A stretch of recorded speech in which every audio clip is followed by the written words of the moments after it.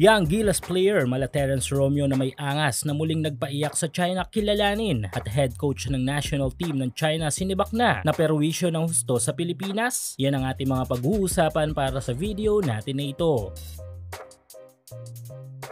Habang nag-aabang ang lahat sa dalawang parating na malaking basketball event kung saan ay present ang Pinas, ay meron tayong ongoing competition na minomonitor sa 3-on-3 tournament naman ng FIBA. Ito nga ay sa Under 23 FIBA 3-on-3 Nations League kung saan ay nakakasagupa natin na yung ilang mga bigating bansa na malalakas din sa larangan ng basketball. Though may kukonsidera tayong underdog, sa event na ito ay buong puso pa rin lumalaban at nakikipagtagisan ng husay ang ating mga Pinoy players kontra sa mga banyaga. Sa ngayon ay may tangan na standing ang ating Youth Gilas team na 3-3 win-loss record kung saan ay nabawian sila sa Japan sa kanilang last game sa isang close fight. Pero bago yan, maliban sa pagpapayak ng ating Gilas team sa national team ng China sa pamamagitan ng ating future Gilas point guard na si Ray Remugat, ay sinunod naman nitong pinaiyak mula rin sa isang clutch 3-pointer ay walang iba kundi ang higanting kupunan ng Turkmenistan. Tinalo nga ng Gilas ang Turkmen sa final score na 22-18 with 2 minutes remaining. Tulad ng China, matatangkad at mabibilis sa mga Turkmen, pero hindi nga umubra mga ito sa sinasabing next Romeo na si Remugat. Tulad noong kabataan ni TR7 ay talaga namang walang takot na sinasayaw-sayawan lamang ni Ray ang mga matatangkad ng mga opponent. Tila Romeo nga daw na may angas ang laruan nitong si Remugat. Si Ray ay isang masasabi nating standout college player ngayon sa Pinas. Sa katunayan ng paglipat nito sa kupunan mula UE to UP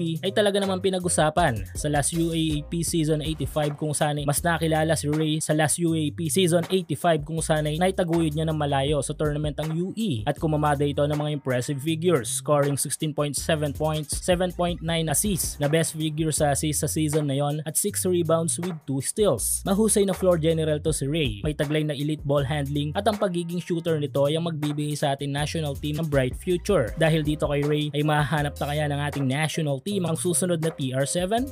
Gusto mo bang kumita habang naglalaro? Dito lang yan sa pinaka-legit na betting site sa mundo na 1xBet. I-click lang ang link sa ating pinned comment at mag-register. Ilagay lang ang promo code na PLAYW1X para makakuha kayo ng up to 6,000 pesos bonus sa inyong first deposit. Pwede kang tumaya dito sa kahit anong sports, lalo na sa basketball, NBA, PBA at marami pang iba. Meron din silang iba't ibang mga online casino games. Sobrang dali lang mag-withdraw at mag-deposit dito using your GCash or bank transfer. Kaya subukan na ang inyong swerte sa 1xBet.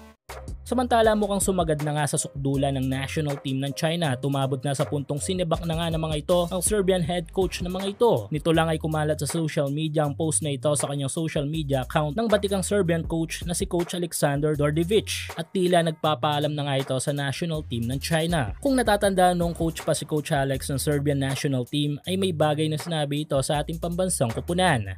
At ilang taon nga ang dumaan ay ito at hindi lang isa kundi 2 beses sinaob ng Gilas ang kanyang kupunang hinahawakan which is ang China. 2 masakit na pagkatalong hinarap ni Coach Alex sa Gilas na nagtulak sa pamunuan ng China na sibakin ito sa pwesto. Sa ngayon ay wala pang balita kung sino ang susunod na magiging coach ng Chinese team, kung foreign coach pa rin ba o local coach muli nila. At ang pinakamalapit na event ng basketball na muling maghaharap ang China at Pilipinas ay sa 43rd Jones Cup. Bakit? Dahil hawak na rin ng China ang kupunan ng Chinese Taipei at kasama nga sila sa pumupondo dito, lalo na sa mga gastos sa trainings at players. Matalo lang ang Pinas. Kaya mainam na bigyan pa rin natin ng mainit na suporta ang strong group sa Jones Cup na ito.